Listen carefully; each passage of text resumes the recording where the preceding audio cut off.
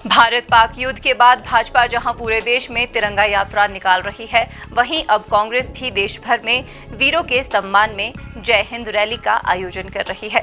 इसके तहत 30 मई को शिमला में कांग्रेस रैली का आयोजन करने जा रही है, जिसके बाद सभी जिलों में जय हिंद रैली निकाली जाएगी। शिमला में होने वाली रैली में कांग्रेस प्रभारी रजनी पाटिल, मुख्यमंत्री, मंत्री और विधायक सहित कांग्रेस के कार्यकर्ता शामिल होंगे।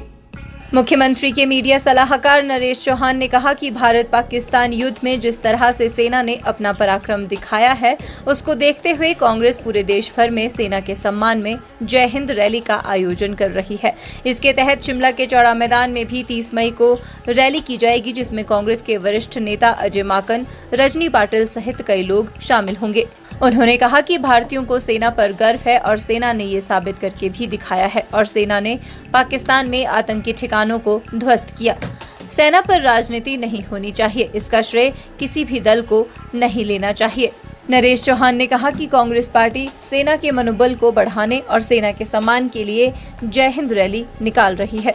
देखिए, 30 तारीख को जो है हमने ये शिमला में रखा है प्रोग्राम, जिसमें सभी कांग्रेस के कार्यकर्ता और सभी नेतागण, चाहे आप विधायक की बात करें, माननीय मुख्यमंत्री जी, पार्टी के लोग, पार्टी अध्यक्ष और पार्टी हाईकमांड से हमारी जो इंचार्ज हैं रजनी पाटिल जी, जनरल सेक्रेटरी हैं, CWC की मेंबर हैं, और उसके अलावा जो जानकारी है अजय माकन जी हमारे सीनियर लीडर है Congress, all India Congress committee के, वो इसमें पार्टिसिपेट करेंगे।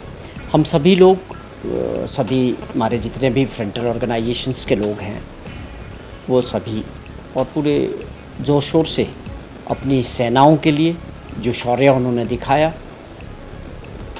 उनको आप समझें कि इसका जय हिंद सभा के नाम से पूरे देश के अंदर कांग्रेस पार्टी ने ये कार्यक्रम किए हैं। और हिमाचल प्रदेश में हमने इसका जो कार्यक्रम रखा है वो 11 बजे शिमला के अंदर 30 तारीख को इस जय हिंद सभा को हम करने जा रहे हैं। सीज़ फायर हो गया, उसके क्या कारण रहे, वो देश की जनता के मन में बहुत बड़े सवाल थे कि अचानक जब हमारी सेनाएं पराक्रम के साथ आगे बढ़ रही थी और लोगों की एक भावना थी देश के अंदर कि इस बार अपने दुश्मनों को जो बार बार हमें परेशान कर रहा है 20-25 साल से, ये सही समय था कि उनको सबक सिखाया जाए। लेकिन अचानक उसमें सीज़ फायर आया और उसकी घोषणा अमेरिका के राष्ट्रपति द्वारा करना, वो अपने आप में बहुत लोगों को लगा कि बड़ी अजीब सी परिस्थितियां थी कि ऐसा क्यों हुआ। और ख़ास तौर पे डोनाल्ड ट्रंप साहब ने जिस तरह की भाषा का प्रयोग किया कि मैंने जो है ये युद्ध रुकवा दिया है और उनको थ्रेट किया है, बिजनेस मैं तुम्हारे साथ नहीं करूँगा। अगर इन बातों में दम था तो अपने आप में बहुत दुर्भाग्यपूर्ण था। और उसके बाद जिस तरह से सेनाओं ने सब कुछ किया, देश पूरा एकजुट था और देश की जनता, देश के पॉलिटिकल पार्टीज़ इस मुद्दे पे सब एक साथ थे।